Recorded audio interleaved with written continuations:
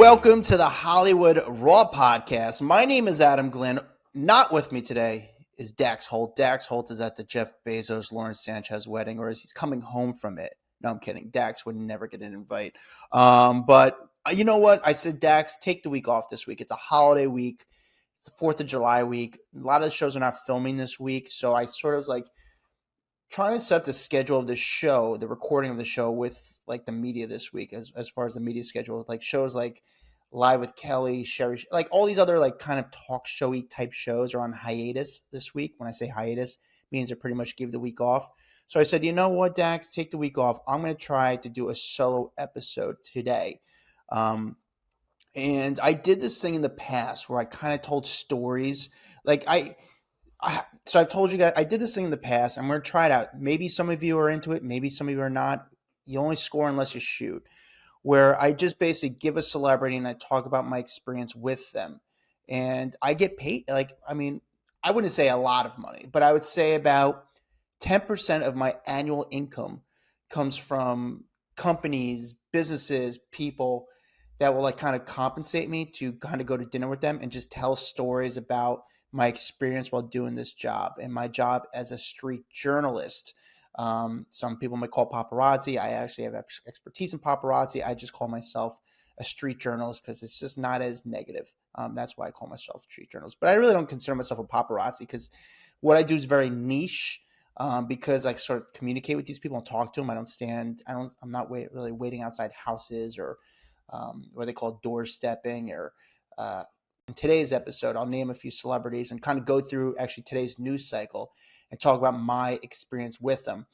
So I said, Dax, take the week off. We're going to try this out because in the past, some people really liked this episode when I kind of talk to you guys and talk about my experiences. And actually, I'm at the process right now that I've been kind of reaching out to literary agents and publishers to possibly do a book about my experiences. And I've told a lot of experiences on the podcast, obviously, but some of them are a little too dark. Some of them are a little too scandalous for the podcast just because, you know, even when I'm writing to these publishers and literary agents, they say to me, are you afraid of these people coming at you? And I'm afraid of them, you know? So I'm trying to figure out the right formula to do a book. You know, I'm not trying to out people by any means, but it's also, for me, it's more about me. It's not about them. It's just, I'm not from this world. I've had these incredible, wild, insane experiences while dealing with the biggest people in the world and while doing my job. And to me, I just find it hysterical and entertaining. And again, I make money off these stories and just going to dinner with people and telling these stories. I'm not trying to solicit my you know, for me, this part of my job, it's just something that kind of falls in my lap and I can't say no to the money. Today's episode, I just want to kind of talk to you guys about some of my experience with celebrities, especially during a slow media week. I mean, right now, there's really just not much going on besides the Lawrence Sanchez, Jeff Bezos wedding. There hasn't been much going on. Obviously, the P. Diddy case is kind of coming to an end. The jurors are kind of meeting to kind of come up with an answer. Personally, I haven't covered the P. Diddy case at all. Like people are like, did you go down to the courthouse? I'm like, no, there's nothing worth it for me. And I'm from what I've heard, there hasn't been that many cameras outside the courtroom. Yeah, obviously the first few days, the first 2 weeks, it was pretty insane, especially with Cassie taking the stand, getting the shots of Cassie going in because it was a big news story. But the last few weeks, it sort of died down. And I said on the podcast, I feel like the worst has pretty much come out. And I think if it was televised, maybe it'd be a little more interesting. But since it's not televised, I don't think we're stuck to our news cycle algorithm trying to figure out what came out in today's court case. But that's how it was in the first 2 weeks, especially with the Cassie, because we kept learning so much of what was going on. And my personal feeling is like the guy's a weird guy. He's definitely a weird guy. There's no doubt about it. The question is, was it illegal? Was he, so I think he's going to get some years, but do I think he's going to be, there for the rest of his life? I don't know. I don't know what the sentences are for some of the stuff, but I think he is going to get some cases dropped against him. It's just, it becomes a question, were these people there at their own on their own. Like they knew what they're getting out of it. They wanted that world. They wanted that life. And it's funny. I was looking back at Diddy. Again, I've met. First of all, let me explain what I do. I'm a street journalist. How do I make money? Back in days, worked for a company, TMZ. They used to basically everything I shot, they owned. They owned all my information. What they would do is they put it on the website, put on a TV show, and then they would take that material and license it out to different media outlets. They wouldn't sell it, they would license. So what is a license? Pretty much it's like a usage. Hey, you can use it once, you can use it twice, you can put it on your website, you can put it on your TV show. That's what they would do. So they would make money on my clips.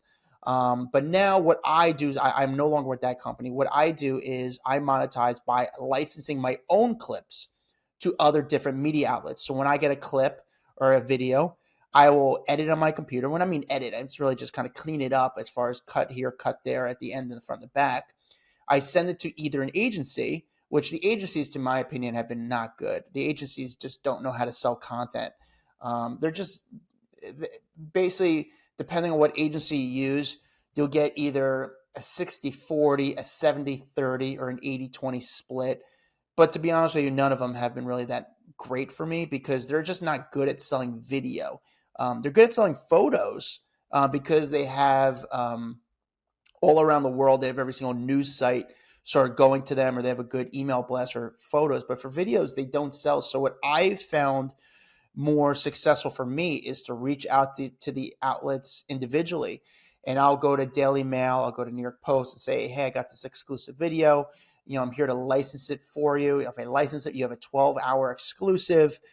This is how much money I'm looking for. And then what I have to do is I put my name on the video. So then when the site actually drops the video, then other outlets will reach out to me and license the video from me. I also monetize it from YouTube and TikTok. So sometimes if y'all follow me on Instagram, people are like, hey, man, you only posted the video like for 7 seconds on your Instagram story. There's a reason why I do that. It's because I can't really monetize Instagram stories. I need people to go back and watch the video on my YouTube or TikTok, and I can monetize that. But even that, it's tough because you don't know how much money you're going to get in the video. Sometimes like a video like Tate McRae does very well for me on TikTok. I could get 250,000 views. That'll equal to maybe like, I don't know, $300, which is like, that's not that much money. Yeah, but yeah. Yes, but then I can make a few bucks on YouTube, but then I can make a few bucks on licensing it to. So it all adds up. With that said, I'm not rich by any means. I mean, you see the clothes? I only get free clothes. See the sweatshirt? Mark Wahlberg. Shout out to Mark Wahlberg. Super nice guy. I could get into Mark Wahlberg in a second. Well, we'll get into Mark Wahlberg. Actually, I'll talk about Mark Wahlberg, talk about my experience with him. First person I want to talk about is Diddy, is because Diddy is a celebrity who I didn't really see much. And when I look back, I'm like, how did I never run into Diddy? I never really came across Diddy much. It was sort of, and the few times I saw him, he was always like dusty. He wore like the black shirts where there was always like they're washed too many times, it seemed like. But it was like, I started this in 2009, 2010, okay? And I met Diddy once before. So before I got into all this, in college, I went to MTV one day. Somehow I stumbled on MTV's TRL, and I used to go there on every Friday. They used to love me there, and I used to like I wanted to be in the entertainment business. And I would start messing around, like I started doing stand up. I would kind of do jokes in between like commercial breaks on TRL, and had good energy. And the people and the staff liked me. Like, hey, this guy's cool. He's fun. They wanted kind of these energetic people on TRL, and I would just be a guy in the crowd. But I was like, hey, if I keep entering the crowds, maybe they'll like me. Then all of a sudden, one day, they're like, hey, Adam, come to this episode of TRL on a Friday. We'd love to have you down. I'm like, all right, cool. I go down there, and Diddy was hosting. I think this is during his like vote or die thing, whatever. Actually, it was. And he was hosting TRL one day, and they go, Adam, what are you doing next week? I said, nothing. They're like, okay, we got a surprise for you. So all of a sudden, Diddy's hosting. And he didn't say hi to me. Like, he's like, and we got this guy right here, man. What's up, man? What's your name? Adam. And he starts talking to me real quick. He goes, guess what? Next week, we're sending you to the World Series in San Francisco. I'm like, are you kidding me? And then he gives me a hug, and it was like the coldest hug ever. Like, I mean, granted, he's hosting. He's just in his own head. He's just trying to keep the show moving along. But Diddy hugged me on MTV. Not long enough, but he did hug me. And then the following week, I did a video piece for MTV's TRL where I did like a travel piece when I went to I went to the World Series. I brought my brother with me, interviewed a few of the players, interviewed like Tony Bennett, went on the field during the game. It was pretty wild. And that was my first experience with Diddy. But then I look back and like my years, I mean, I've been doing this now for over 15, 16 years. I never really came across Diddy like once or twice. Like, and if I did see him, it was like through passing. Like it was quick runs of him. And there's a reason why, I assume, because everyone started distancing themselves from Diddy. And I guess starting in 2010, Diddy was in this bad place where, even look at celebrities, they distance themselves from him. Like, God, this guy is not in a good place. And I do think there's some sort of chemical imbalance, maybe some chemicals going in him, drug possibly, that kept him apart from everyone. And I just never came across Diddy. And I was and looking back, I'm like, how did I just never see this guy? It was because he was in a very, very dark place. And you're like, wait, I thought you were going to tell stories about these people. Yeah, that's why I first met Diddy was MTV. I got a hug from him. But in 16 years, I never saw the guy. I mean, I'm talking about going to parties, events, nightlife, restaurants. You never saw Diddy. And the few times I saw him, it was always these random, he would have an entourage around him, but it was like the most random, not cool people. Like it was very bizarre and it was never really cool. And it was just weird, there's always a weird energy around Diddy. That makes sense. And obviously when you hear the news now, it's like, wow, it makes sense. Let's talk about Lauren Sanchez and Jeff Bezos. Can I say I've met them? Dax has met Lauren. I've never met Lauren. I've never met Jeff Bezos, but I've seen them. And I had a big video on my TikTok. It's got like millions of views, maybe like 3 or so millions of views. They were walking around Soho shopping when they have 3 bodyguards with them. Very, very nonchalant. Like, I mean, at this point now, I think they're so big that they can't really do that stuff. They're such big celebrities. But this was, I don't know, 5 years ago, 4 years ago, is where the people who knew who they were. They would have bodyguards with them, but the bodyguards were almost like Elon Musk bodyguards. And when I say like they had the earpiece in, but they were very hidden, you would never know they were bodyguards. They were just sort of guys that sort of walk with them. They sort of like kind of keep their distance from them and let them live their life, but they always had an eye of what was going on in the field.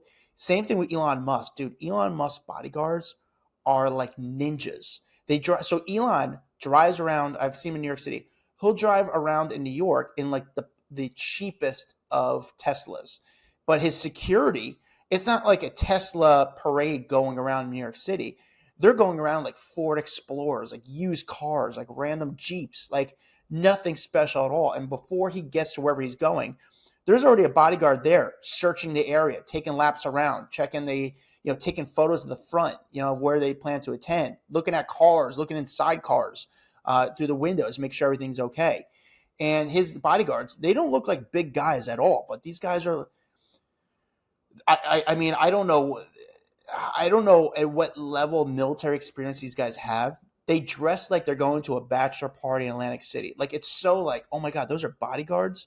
But that's how they it's not like rappers where they have this huge guy in all black shirt just standing behind them right on top of them. No, they kind of walk with them or kind of roll with them, but it's very hidden. But I got this big video of Jeff Bezos shopping in Soho.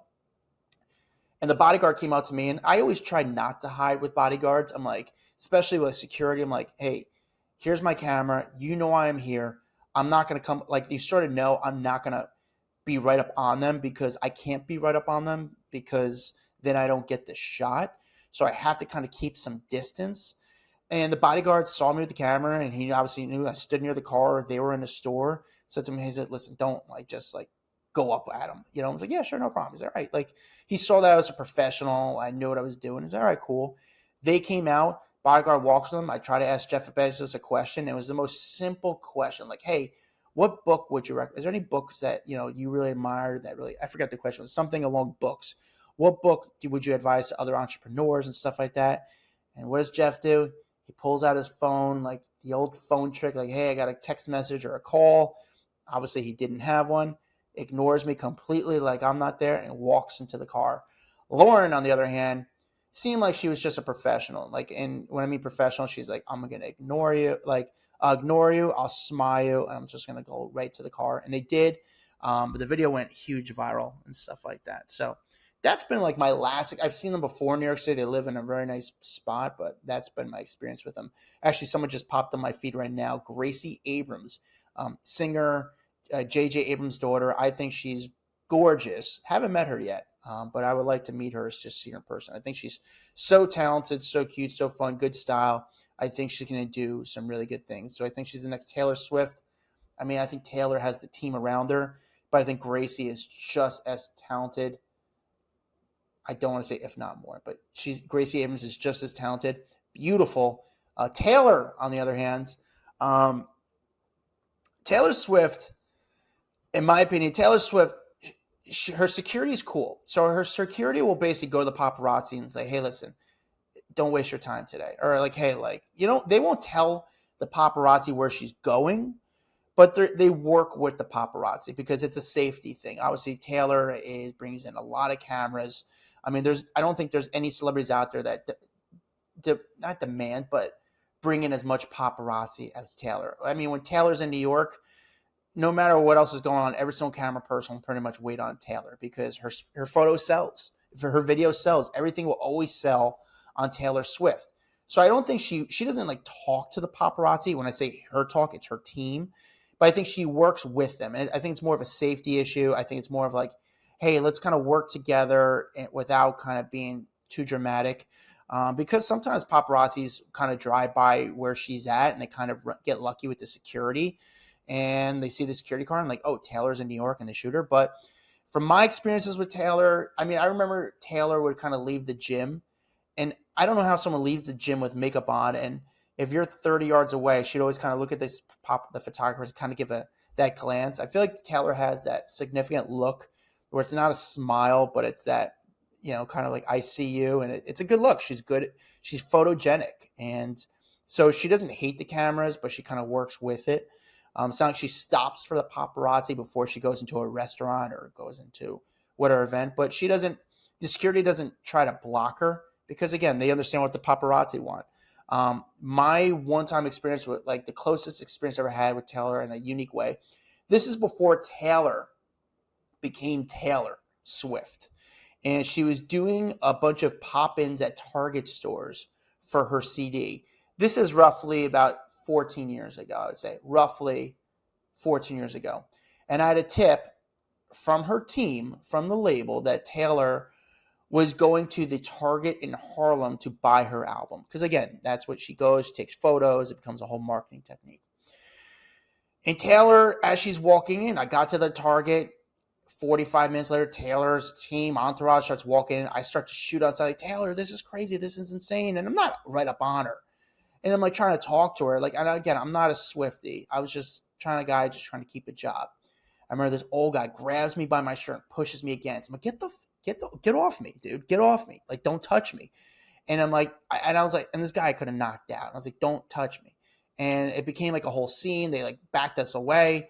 Turns out the guy was Taylor Swift's dad.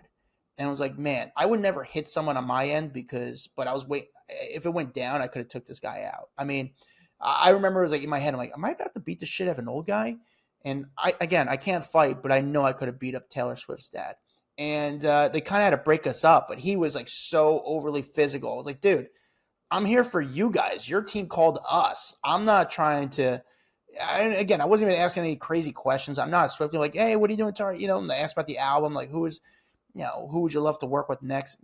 These are softball questions. Again, I'm not a Swiftie. But I remember I almost got into a fight with Taylor Swift's dad. I haven't gotten really into too many fights. I mean, I've gotten into probably about, when I say fights, I've never fought back. I was never stupid enough to punch back.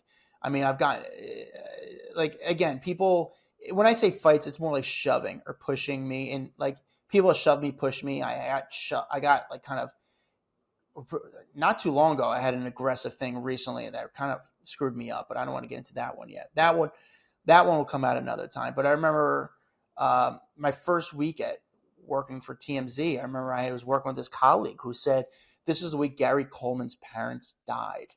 Gary Coleman died. And his parents were staying at the Essex House Hotel. And they said to me, listen, this colleague who was wrong, was like, you need to get this shot of Gary Coleman's parents. Blah, blah, this all depends. Everyone cares about this shot. And I was like, really? Okay.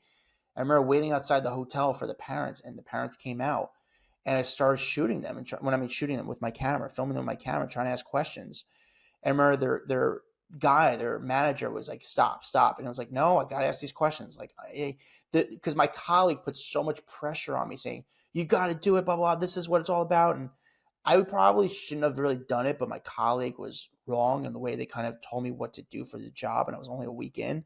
And yeah, the manager, I remember, like scraped me, like clawed me, like scraped my wrist. I was bleeding a little bit. I didn't call the cops or anything, but I remember it was just a very weird thing. They never did anything with the video, but again, it was misinformation from my colleague. Katy Perry and Orlando Bloom. I'm just looking at the news site to talk about my experience with them. Orlando has been very chill. It's very quick. Katy is very nice.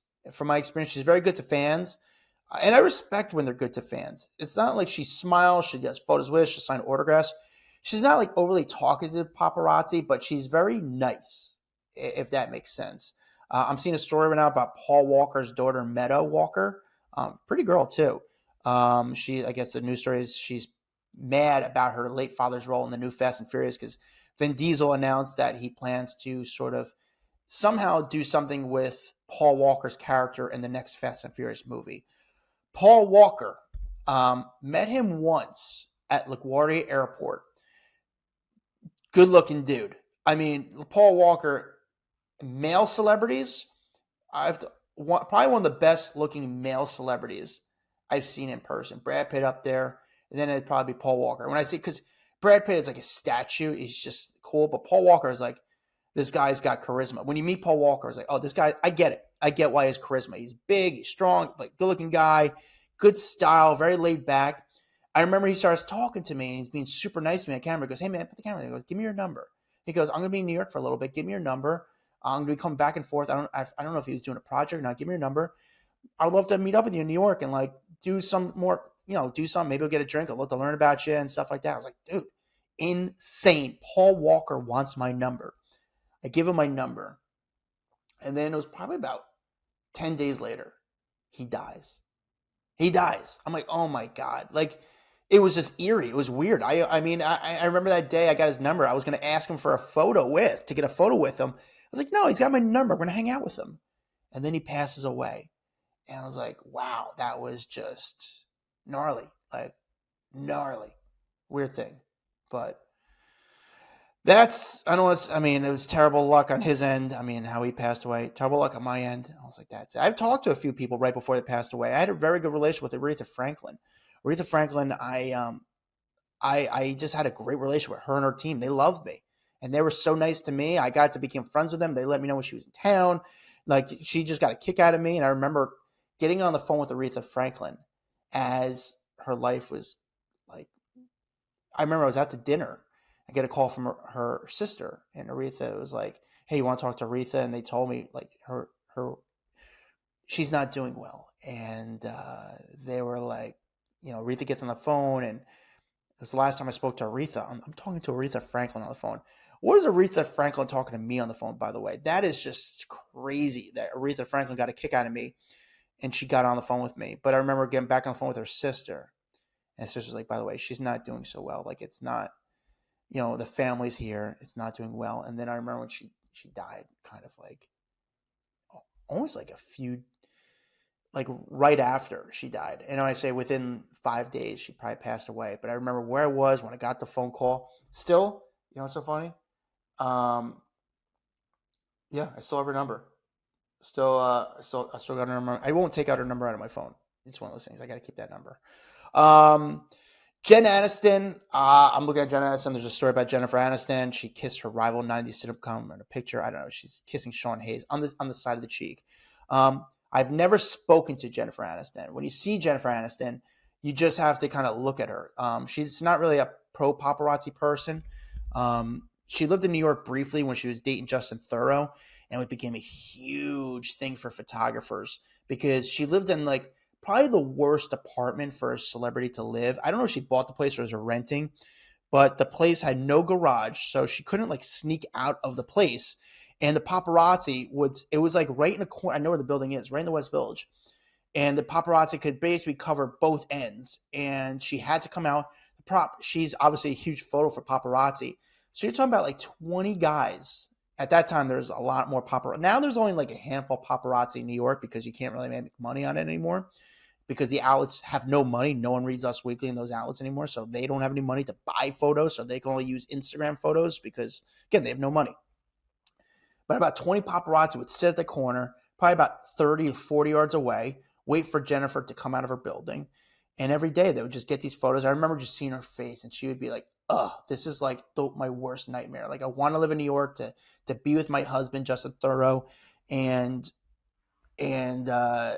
yeah, I remember she was just so upset by that. And I remember one day I just needed a shot on camera because at the time I was working for a company and I had to, basically at the end of the day, I had to hand in a card, the card on the camera with clips and just show I worked.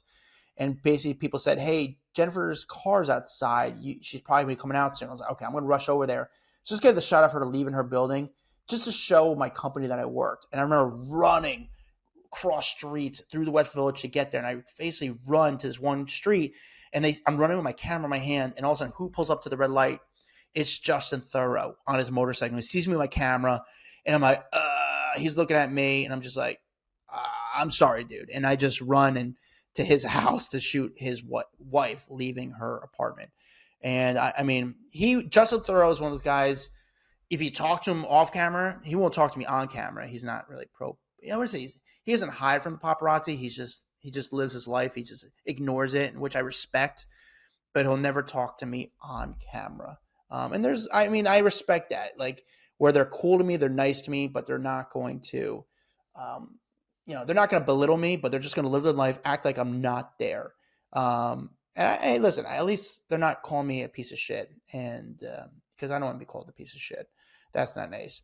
Post Malone splits from girlfriend Kristin Lee. Yeah, Post Malone, the guy is a rock star. One of the nicest dudes. Nice guy. So normal. Even his security team is so relaxed. Like, they just walk with him. They're not like, you would think Post Malone, they're going to walk out with their hands out and start blocking people right away. They're like, no, Post Malone is just so good with people that he calms the situation.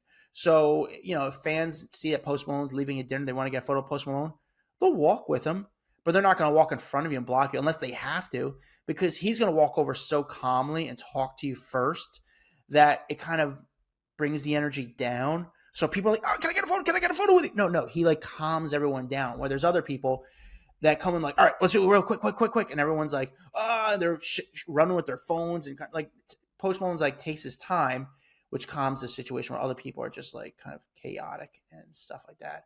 Again, I'm going through the news cycle real quick and trying to see like if there's like who's there. I see Rosie O'Donnell slamming Jeff Bezos. Rosie O'Donnell, if you still kind of have interest in Rosie O'Donnell, if you're a big fan of the Rosie O'Donnell show, I actually have a denim jacket of Rosie O'Donnell. But Rosie O'Donnell was actually somewhat nice and cool. I wish I could kind of get her on the street because she would actually talk to me and kind of, you can make news out of Rosie O'Donnell because she wasn't afraid to answer hard questions. And I never wanted to be a celebrity to ask people hard questions if they weren't into that. Like, it's just, and I think that's the reason why some people like Oprah will talk to me. And, there's been times where Oprah will be like, are you not going to ask me about this? I'm like, okay, I'll ask you about the tough question. But there's sometimes, I remember Oprah one time, I got Oprah on the street. It was right after the Pulse nightclub shooting it was the gay nightclub in Orlando. And I tried to ask Oprah about it. And she goes, hey, Adam, let's not talk. And I go, why? She goes, whatever I say is going to make news. There's nothing really to say about it. And she was right. I mean, what do we care about Oprah's opinion about the shooting at the nightclub? It was a terrible event. It was a terrible thing. No one needs to hear her comments on it because that's the people that are so smart that just get it. They are their own publicists because they're better than any other publicist could be. Her and Shaq, they just know their brand so well. There was a thing, I was almost going to do a thing for Shaq one time where we were going to go and kind of blow things. Like there was it was a thing in Georgia where you could like shoot guns and blow up trucks and stuff like that, like dynamite and blow up things. And I was going to do it and I had it all set up. And then last minute Shaq's like, hey, we shouldn't do that. And he was like, what do you mean? I go, Shaq's like, it's not really good to kind of promote that stuff, or, it doesn't fit my brand. I don't, I have a lot of children that are fans of me and I don't want them to see that blowing up things, fire, guns, all that stuff. Like, I don't need to be around that kind of culture. And I was like, you know what? I get it. I respect it. Like, again, he knows his audience better than any publicist can. And Shaq, he doesn't really have a publicist. Like, he has a publicist for a company he owns that sort of help him out. But like, again, he's just so good and knows his team so well. Like, he knows his like brand, and he knows media so well. I mean, the guy's been now famous longer than he's been not famous. So he's been famous pretty much majority. I mean, his whole life, basically. So it's like he knows how to handle it so good. I'm looking at a story about Matthew McConaughey. Just saw he's in New York. Matthew McConaughey, again, one of those people, big dude. You understand why he's a star. I mean, when you see some of these stars like a Brad Pitt, a Matthew McConaughey, like they're like statues. Like they're just so tall, but like well balanced as far as between muscle and weight. Like, oh yeah, this guy is gonna, if he walks into a room, people are gonna say, who is that guy? And he, between charisma and looks, like, oh, he's the guy. And Matthew McConaughey is one of those guys, again, who's a professional guy at ignoring me. I mean, that's just, he'll go to the paparazzi and just keep walking down the street. Somehow he looks above your head. Like you're not there. Like you're not there. Kristin Cavallari, from my experiences, she's been okay. But this has been like the last 2 years. I haven't seen her in probably about 2 or 3 years. I wonder how she'd be now, just because I feel like she's just working it so much. You know, you see the news between her dating life. Now she drops some news about her relationship with her dad and says she has no relationship with her dad. So maybe she'd probably talk to me on camera a little bit more now that she understands media really well. However, she might want to save the tea for her podcast. But it sounds like, I don't know. I don't know where she sounds like. But I'll say Kristin Cavallari, one of the prettiest girls I've seen in person as far as celebrity goes. I think she's just very, very pretty.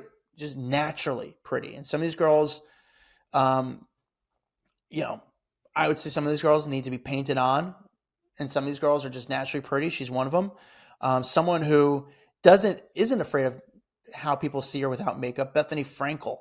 Bethenny used to be really cool. And then she got her talk show. And she's still cool. Bethany's still very cool. And it's funny, she has a publicist. And she just had a weird phase where she was just sort of like nose high. I think that was during the talk show era, where she was like, Bethenny, come on. Like, you used to talk to me all the time on camera. But then all of a sudden, when she around, it got weird. But then I think she's just become more mature, maybe in her own skin. She just gets the business more, where I feel like even around her publisher, she's like, what do you got? What do you got for me? And she'll kind of talk shit. And I feel like now she's actually pretty awesome. But I remember when she got divorced from her husband, they had a very bad divorce. If I run into the husband and the husband saw me at the camera, he'd be like, hey, what do you know about my wife? He would ask me questions like, have you seen my wife lately? What's she been doing? What do you know about her? And then she would sort of ask the same thing. Have you seen my ex-husband? And it was sort of like back and forth to be like the spy between the two of them during that divorce, because it was a very nasty divorce. Hope you guys are liking this. Again, if you don't like this, I get it. But I'm just sort of like kind of going through my news cycle and just talk about sometimes then after, obviously, when I go to dinner with these people, they ask me other questions about these people. I'm kind of going through my news cycle. Guy Fieri facing a lawsuit. Guy Fieri, one of the coolest celebrities out there. The guy will kind of go out of his way and say, oh, you need to connect with this person? Call him right in front of you. Cool dude. If you see him outside his restaurant, be like, dude, go inside and get a hamburger on me. One of the best celebrities out there. I mean, Todd Crisley and Julie Crisley, I haven't seen them since they went to jail. But they used to be really nice the first season. I'm sure they're probably pretty nice now. I wonder but also I would think that they're only doing interviews that they get paid for. They're at like that time. They're at like that era. Like, we only get interviews that we get paid for. Brad Pitt, the man, cool dude. Won't really talk to me on camera, but like, he respects it. He respects the hustle. I mean, he's old school Hollywood.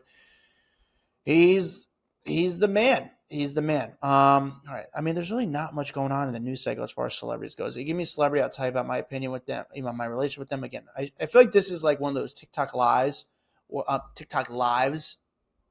I stand, you have those guys that have the videos, like guy who collects VHS tapes and he has every single VHS tape and you say one video like, Tales from the Crypt. Oh, got that movie. Mine is like, give me a celebrity, I'll tell you about my experience with them. And I haven't met them all. I've been around a lot of them. I would say majority of them. I've been around them. I've been around their and got to experience them. Not all of them, but I mean, I'm looking at Miley Cyrus. Love Miley Cyrus. Miley Cyrus was recently in New York promoting her new album. She was the nicest celebrity. Again, when I say nice, she wasn't doing interviews with me. However, when fans were there, she would stop and take photos with every single celebrity. She would autograph pretty much everything. And because she was so calm, the way she handled and made sure she stopped for everyone, the energy of the people were very calm. And I want to call those people fans. Those are professional fans. I mean, these are professional photo with people. These are professional autographers. They kind of go hand in hand. And these people, and they have Facebook groups, their whole hobby is their job. I mean, I wouldn't say that they don't make money on it, but their hobby is to just meet famous people and just take photos with them.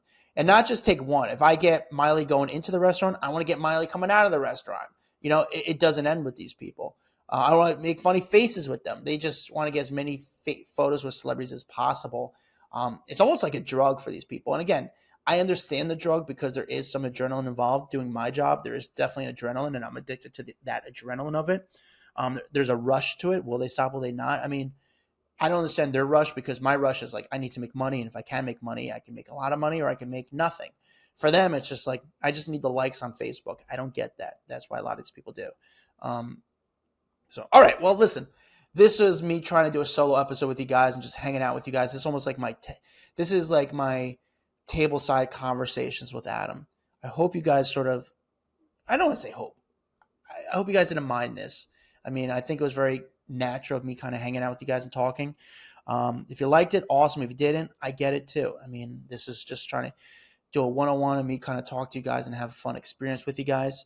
Kind of open you up a little into my world again. This is something I'm exploring into making this into some sort of literature and working on it. Some people have passed on it. Some people have not, but we're working on it. But make sure you check out our private Facebook group, Off the Record. Let me know if you guys dug this. If you didn't, let me know too. It's okay. I get it. I miss Dax too. Dax is the man. It's a short week. It's a holiday week. I hope you guys have a good 4th of July. We will have an episode on 4th of July and release that. But I just want to make sure you guys you're having a good summer, having a good holiday. Make sure you guys like and subscribe to the YouTube. Follow me at Adam Glyn. Follow Dax Holt at Dax Holt. We'll see you guys next time. What's up, guys? If you like that video, there's plenty more where that came from. Make sure you like, subscribe, hit the bell so we can just feed you all the goodness daily. Hurry up. Come on, let's go.